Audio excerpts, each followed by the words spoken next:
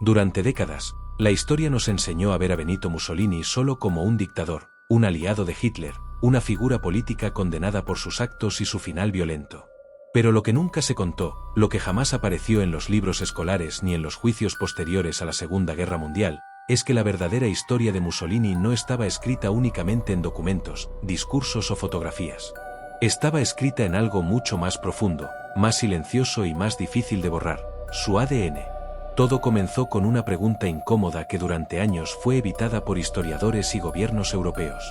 ¿Por qué los nazis protegieron ciertos restos biológicos relacionados con Mussolini incluso después de su muerte?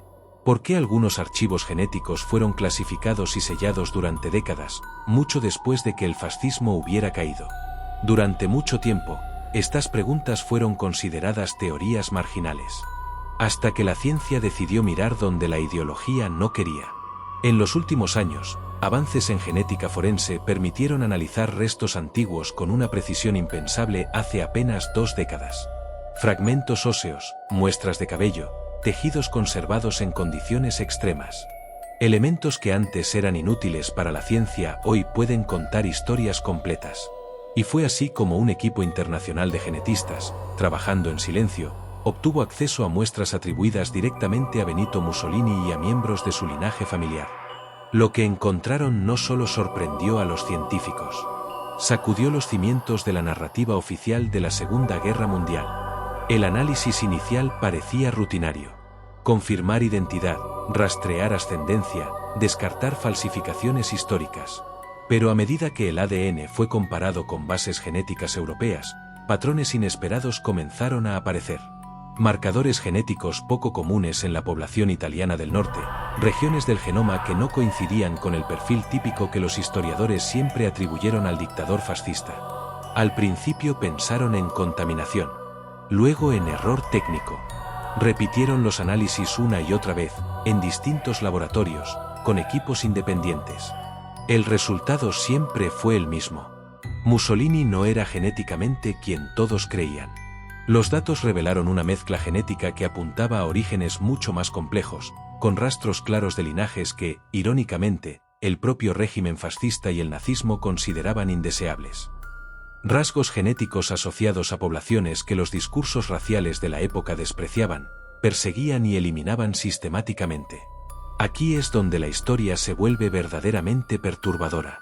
Según documentos internos recuperados tras la guerra, altos mandos nazis tuvieron acceso temprano a información genética preliminar sobre Mussolini. Aunque la genética moderna aún no existía como hoy, ya se realizaban estudios biológicos, médicos y hereditarios con fines ideológicos. Los nazis sabían que el mito racial que sostenía su propaganda se debilitaba peligrosamente si se hacía pública la verdadera composición genética de uno de sus principales aliados. Por eso lo ocultaron. No solo ocultaron documentos. Ocultaron restos, informes médicos, análisis familiares. Reescribieron biografías. Alteraron archivos. El objetivo era simple: proteger la narrativa de pureza, incluso si eso implicaba traicionar la verdad científica. El ADN reveló que Mussolini descendía de una combinación genética mucho más diversa de lo que jamás se admitió oficialmente. Lejos de la imagen del líder fascista modelo, su genoma mostraba una historia de mezclas, migraciones y cruces culturales que contradecían por completo la ideología que defendió públicamente. Pero el hallazgo más inquietante no fue solo su origen. Los genetistas identificaron mutaciones asociadas a rasgos neurológicos específicos: impulsividad extrema, búsqueda patológica de dominancia, baja tolerancia a la frustración y una predisposición genética a conductas autoritarias cuando se combinan con entornos de poder absoluto. Nada de esto determina el destino de una persona, pero sí ofrece una explicación biológica que, sumada al contexto histórico, ayuda a entender por qué Mussolini actuó como actuó. Durante años, los historiadores debatieron si Mussolini fue un producto de su tiempo o un monstruo excepcional. El ADN sugiere algo más incómodo: fue ambas cosas.